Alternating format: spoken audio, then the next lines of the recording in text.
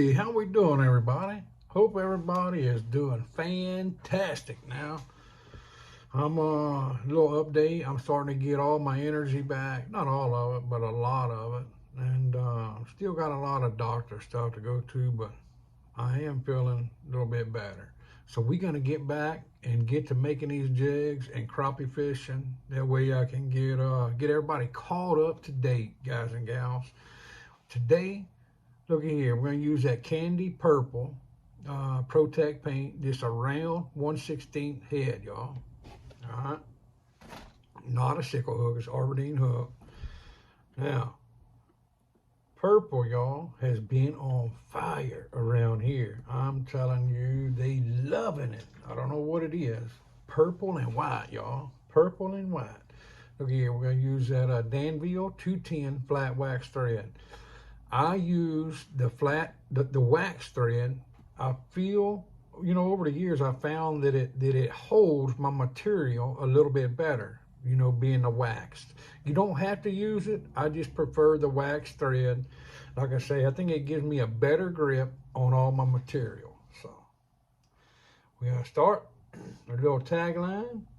Follow that sucker all the way back, y'all. All right, we're gonna follow it to the tip of that hook. Tip of that hook, I keep the tip of my hook right inside the jaw of my vise.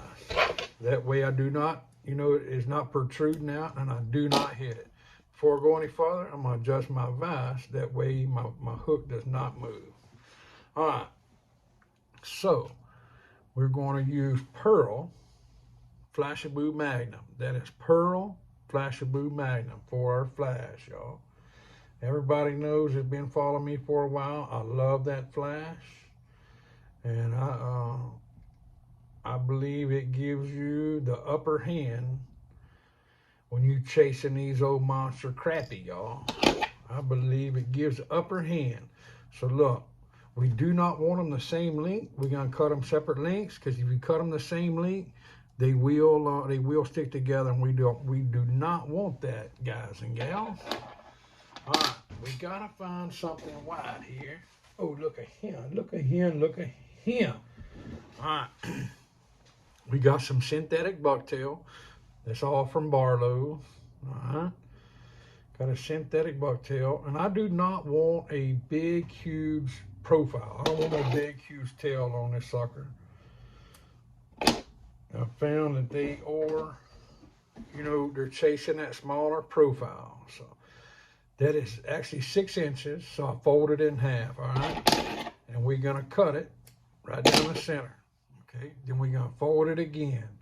So that means that I folded it 2 times, y'all. Made me a nice, slim looking tail. Check this out. We'll lay it right over the back of our hook. Let me get it so you can see it a little better. We'll lay that right over the shank of our hook. Well, I lost my grip. Oh, get it all folded back up. Lay it right over the shank of our hook, guys and gals. We're gonna start wrapping.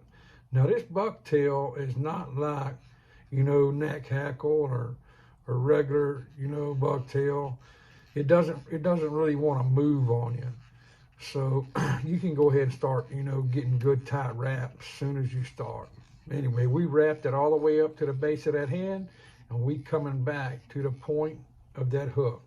All right, we're gonna do my little wrap. This is basically just a hand whip finish. I do that because I don't use any adhesive whatsoever. I just wrapped it around my 2 fingers, give her a twist, and we tighten her up. And the reason being, that way I got a good, tight wrap everywhere, every place I stop. Now, look at him.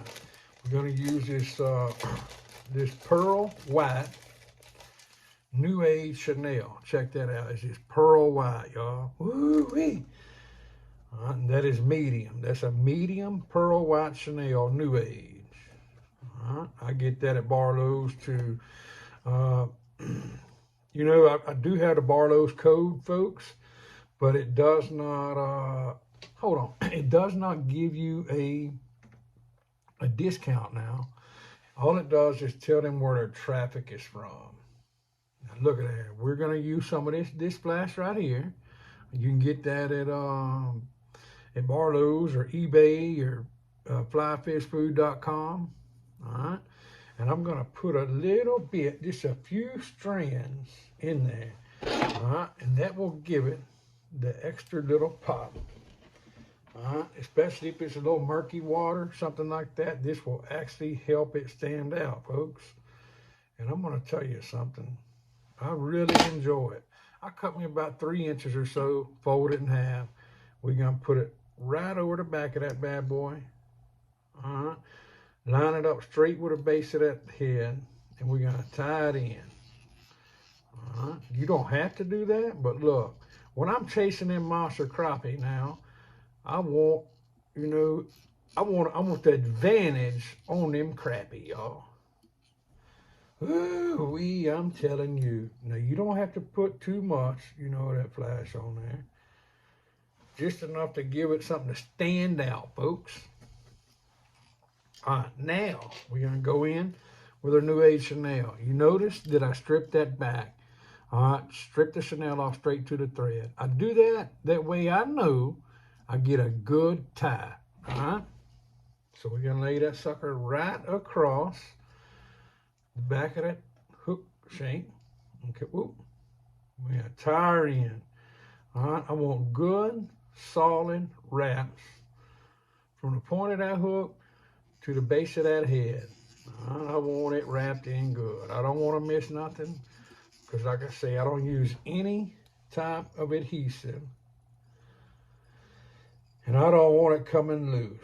Worst thing in the world is get out there catching them crappie, especially when you get a good mess of them and them some are just biting one after another. You don't want your jig coming apart. We're going to put that thing on a little handy, I call it my lazy arm there, y'all. All right, now, when I'm making my body, y'all, I don't want a big, you know, thick body.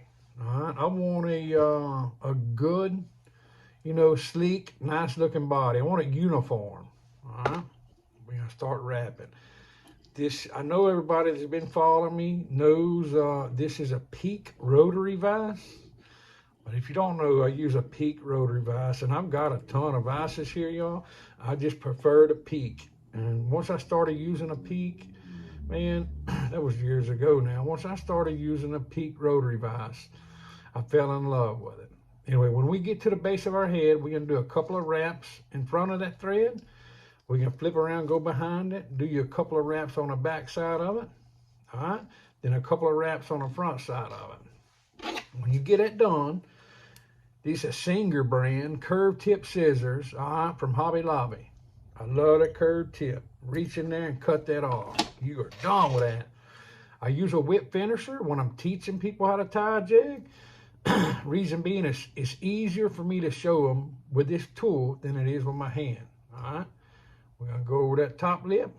Catch it right there in that little groove. All right. Hold that sucker straight horizontal with your jig. Start wrapping. 1, 2, 3, 4. All right.